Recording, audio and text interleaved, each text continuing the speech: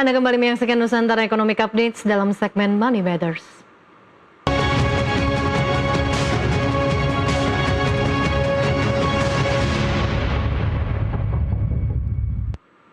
Tidak terasa, euforia Lebaran perlahan mulai mereda, tapi di balik hangatnya silaturahmi ada satu hal yang sering luput dari perhatian, kondisi keuangan setelahnya. Setiap tahun pola yang sama terulang, THR datang, pengeluaran meningkat, tapi tanpa sadar banyak yang kembali ke rutinitas dengan kondisi finansial yang justru melemah. Di saat yang sama tekanan ekonomi global juga belum mereda, isu kenaikan harga energi, inflasi hingga ketidakpastian pasar juga membuat masyarakat berada di persimpangan, bertahan atau tetap melangkah. Nah, pertanyaannya apakah kita benar-benar siap secara finansial setelah Lebaran atau justru sedang menghadapi realita yang tertunda? Sudah hadir di studio Kokabus Syarkia Financial Planner yang akan berdiskusi bersama kami di pagi ini. Selamat pagi menjelang siang. Pagi, Ellen. Gimana kabarnya? Baik, alhamdulillah. Minal aidin wal faizin. Mohon maaf lahir dan batin. Terima kasih atas waktunya di pagi ini ya. Kita lihat ini libur Lebaran kan juga sudah mau selesai. Nah, Betul. biasanya pertanyaannya bagaimana sih biasanya teman-teman kita yang melakukan mudik, yang juga berliburan, kondisi keuangannya nih setelahnya seperti apa biasanya, Mbak? Oke, biasanya kalau setelah libur Lebaran kayak gini gitu ya, kondisinya kembali ke nol ya, kembali ke fitrah gitu ya biasanya. Tapi tentu itu bukan suatu kondisi yang kita harapkan ya, Ellen ya. Kita tentu ingin kondisinya baik-baik saja. Tapi memang secara umum seperti itu. Apalagi kalau THR gitu ya bisa jadi sudah habis di kampung halaman atau bisa jadi udah habis di kita yang nggak mudik di mal-mal di Jakarta nih gitu ya. Jadi konsumtif gitu. Biasanya sih memang kita memulai dari nol lagi. Tapi kan biasanya nih dari bulan puasanya udah bukber, udah belanja baju baru, pakaian baru, menyiapkan berbagai bingkisan, ya konsumtif banget lah ya intinya ya Mbak. Nah, yang bagian-bagian pos-pos mana nih yang pengeluarannya tuh justru memicu bocor halus? Oke. Di tiap keluarga atau tiap personal gitu ya sebenarnya bocor halusnya itu berbeda-beda sebenarnya. Dan ini yang mungkin untuk Lebaran besok nih atau tahun depan atau ada event keagamaan lain lah ya, itu yang harus kita lihat gitu. Contoh nih, ada mungkin keluarga atau personal yang dia lebih senang ketika berbagi untuk keponakannya. Ada juga yang untuk mungkin self reward dirinya atau ada juga memanfaatkan libur Lebaran kayak gini ya udah sekalian aja ya holiday lah gitu ya, entah bersama keluarga ataupun pribadi. Jadi sebenarnya kalau misalnya konsep bocor halus itu akan kembali pada personal masing-masingnya. Kembali gitu. ke pribadi masing-masing begitu ya. Nah, bocornya di mana? Bocornya di mana itu yang perlu diperhatikan. Betul banget. Nah, biasanya kan di momen Lebaran ini yang ditunggu-tunggu tuh THR, Mbak. Iya banget. Tapi banyak juga yang curhat kalau baru aja dapat THR kok tiba-tiba habis begitu saja. Nah, ini kesalahan utama apa yang biasanya sering dilakukan oleh teman-teman? Oke, biasanya sih gini nih. Jadi THR itu kan dia datang biasanya bersamaan dengan gaji pada bulan berjalannya Lebaran ya. Sehingga frame kita sebagai manusia nih, oh gaji kita pada bulan itu double gitu. Yang mana itu artinya adalah hak kita dong untuk kita habiskan. Tapi lupa tuh, padahal sebenarnya konsep THR itu konsep yang untuk pemasukan tahunan sebenarnya, untuk pengeluaran-pengeluaran tahunan ke depannya, misalnya kayak bayar sekolah anak gitu ya.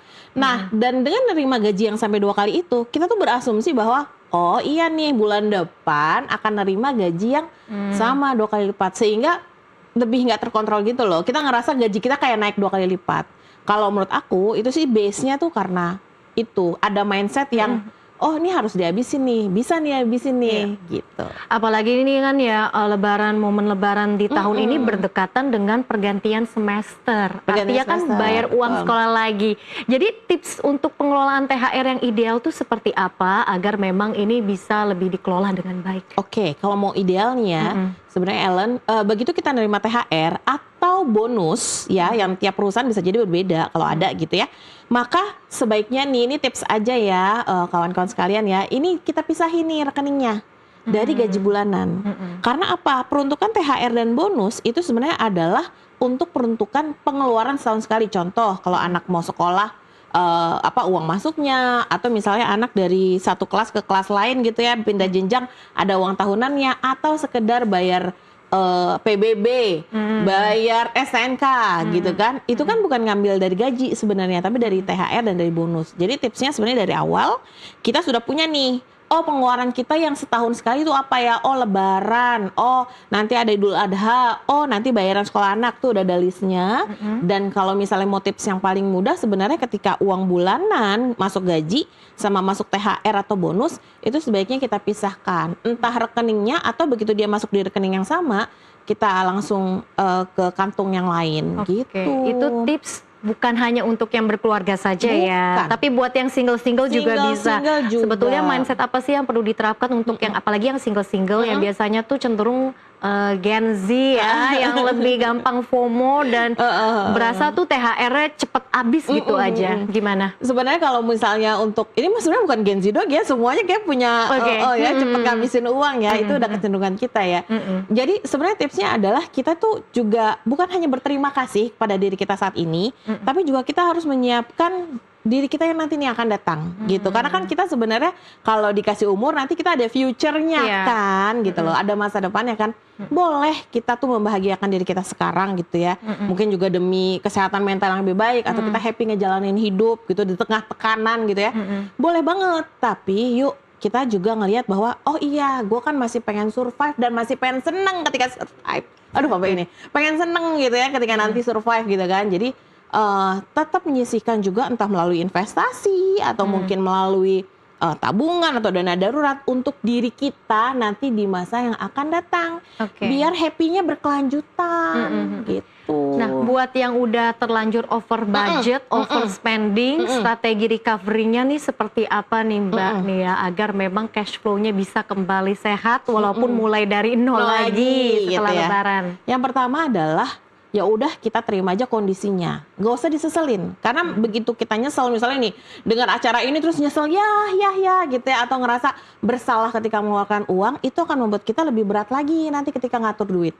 Jadi ya udah, yang kemarin habisin, udah kita syukurin aja.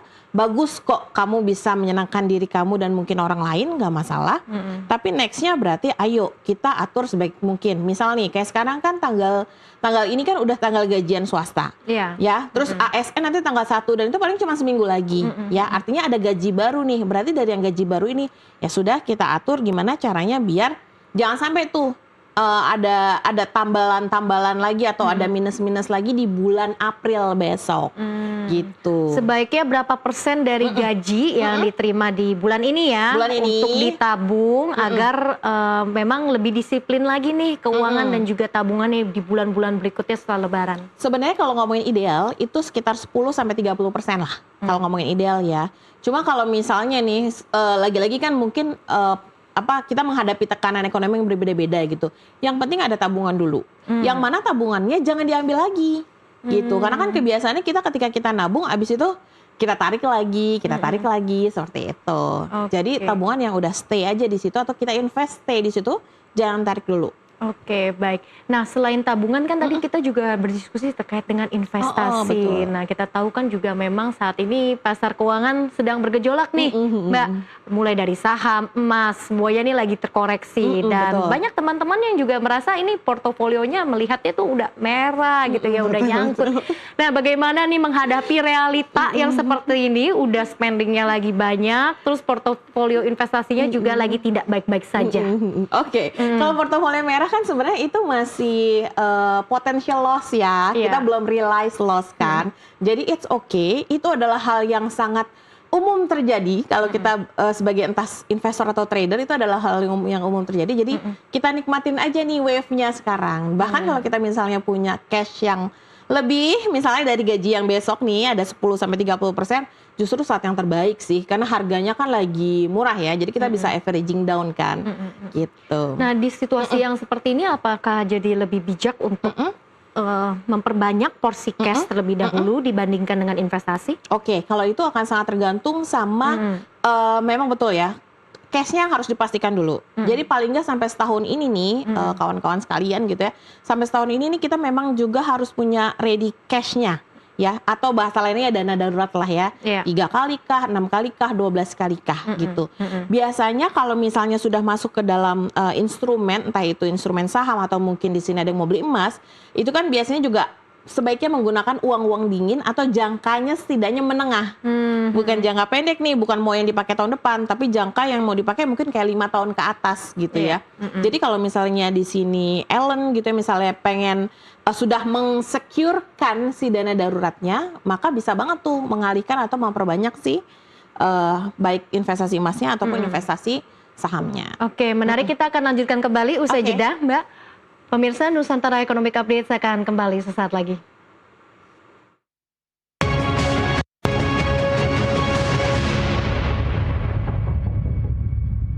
Anda kembali menyaksikan Nusantara Economic Updates, pemirsa. Dialog bersama Kokabus Syarkia Financial Planner kita lanjutkan kembali. Mbak, tadi kan kita sudah diskusi ya terkait dengan bagaimana ketika pengeluarannya begitu banyak setelah Lebaran, kita harus mengatur lagi nih cara untuk mengelola keuangan kita, cara menabung dan juga berinvestasi. Walaupun sekarang memang pasar keuangan kita, portofolio investasi itu sedang mengalami gejolak begitu ya.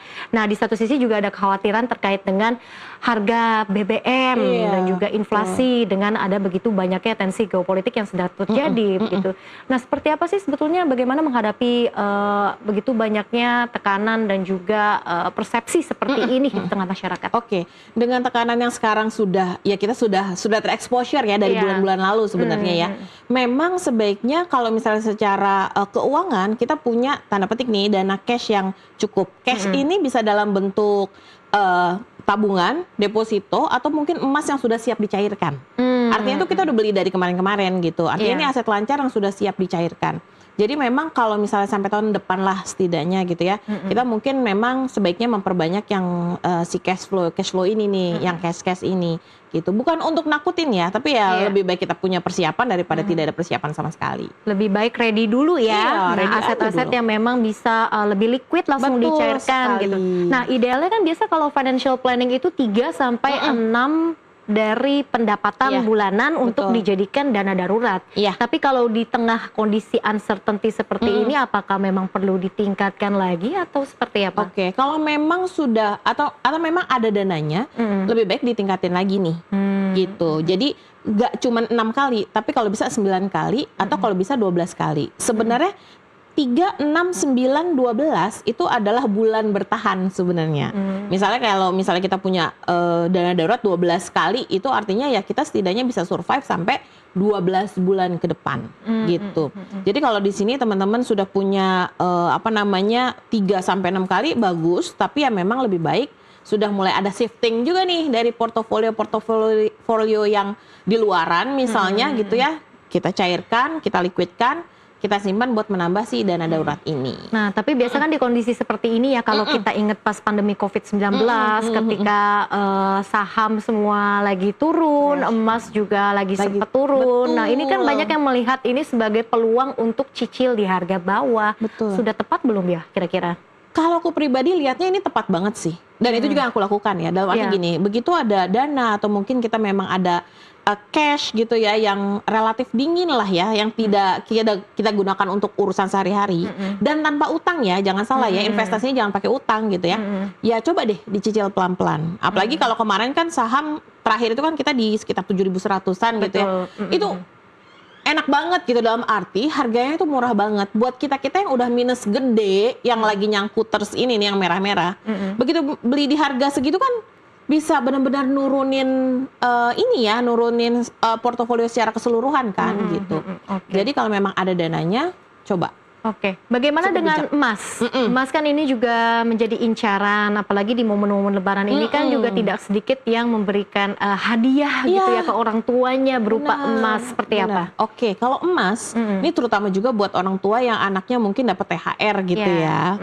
Jadi kalau bisa memang mumpung, karena terakhir itu sampai Lebaran tanggal 21 Maret aja harganya turun loh. Lumayan drastis, itu sekitar buybacknya di 2,6 jutaan gitu ya. Yang mana artinya potensi habis Lebaran ini ya kemungkinan juga mungkin turun lagi gitu. Dan ini saat yang tepat untuk beli sebenarnya. Gitu, beli di harga bawah. Kalau memang ada dananya. Gitu, dan simpan dalam jangka waktu yang menengah atau panjang. Karena kan kalau emas ada harga buyback ya. Jadi kita beli harga sekian, ketika ngejual pada hari yang sama bisa minus 10 sampai minus 20% kan, karena ada harga jual beli yang berbeda. Oke, intinya berarti abis libur Lebaran ini, libur yang cukup panjang, yang memang pengeluarannya begitu banyak, lebih harus memiliki mindset mengerem dulu nih ya pengeluarannya. Mengerem, Karena abis ini kan masih ada libur-libur lainnya, ada Iya, libur Idul betul Adha, sekali. libur kenaikan haji gini misalnya. Betul sekali. Jadi mengerem dan juga lebih tanda petik ya, lebih tahu diri lah ya. Dalam arti gini ya, udah ya kemarin kita udah berpesta pora gitu ya di bulan Maret ini, ya udah nextnya yuk kita kembali ke kesadaran dalam berbelanja lah, kebutuhannya. Gitu. Berapa persen sih persentasenya dalam pengurangan pengeluaran ini supaya mungkin teman-teman di sana tuh bisa lebih ingat dan juga kata yang Mbak tadi bilang tahu diri gitu. Oke. Yang pertama adalah yang penting udah disisihkan buat menabung atau investasi sekitar 10-30%. Jadi kalau misalnya sekitar 30% udah ditabung berarti kan ada sisa sekitar 70%. Yang kedua nih teman-teman, kalau ada cicilan tolong banget dibayar, tetap dibayar. Jangan dibiarkan cicilannya apapun bentuknya gitu ya, itu menggulung. Karena kan bunga berbunga dan akhirnya menggulungnya bisa besar. Jadi sebisa mungkin dibayar. Kalau misalnya memang cicilan itu idealnya kan bayar sekitar 35% lah ya. Nah, sisanya mungkin sekitar 45% sampai 60% itu baru bisa buat kebutuhan hidup gitu. Yang biasanya suka miss nih di pembayaran cicilan setiap bulan tuh apa?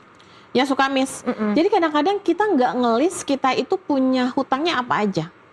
Jadi suka misal ya, apalagi sekarang dengan kemudahan berhutang di pihak ketiga gitu dengan pay later misalnya gitu ya.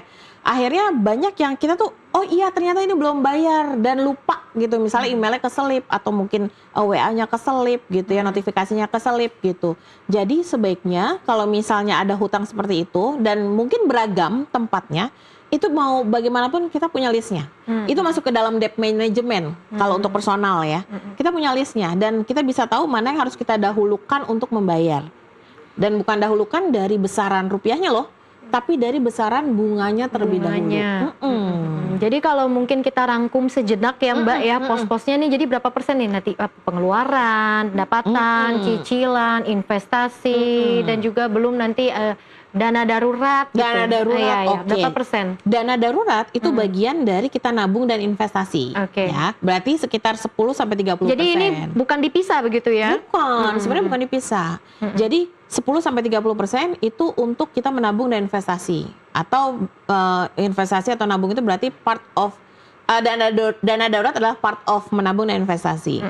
Cicilan itu 35%. Gitu. Jadi sisanya sekitar ya kalau nggak 55 ya 45 lah ya kayak gitu. Baik.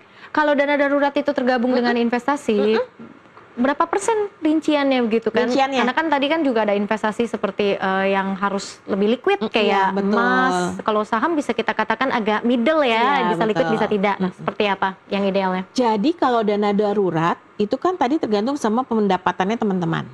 Dan katakanlah kita kali 12 deh yang paling jauh gitu ya. Sebenarnya kebutuhan dana darurat kita itu bisa dipenuhi maksimal 3 tahun. Jadi teman-teman bisa nyicil 36 bulan nih sebenarnya untuk dana darurat. Karena akan berat sekali ya kalau misalnya kita nyicil dengan gaji kita harus sampai memenuhi pengeluaran atau pemasukan kita sampai 12 bulan ke depan gitu kan, besar sekali angkanya kan. Jadi teman-teman bisa mulai dari nyicil tinggal dibagi 36 aja. Misalnya kebutuhan dana daruratnya sekitar 60 juta, nanti dibagi 36, oh berarti tiap bulan bisa sekitar 1 juta atau 1,5 juta kayak gitu. Oke, di kondisi-kondisi seperti ini dan juga lagi-lagi terjadi kan ya banyak yang suka curhat THR nih cepet habis. Nah, apa sih yang perlu bisa dipersiapkan lebih dini lagi mungkin untuk Lebaran tahun berikutnya agar tidak mengulangi kesalahan yang sama. Seperti apa?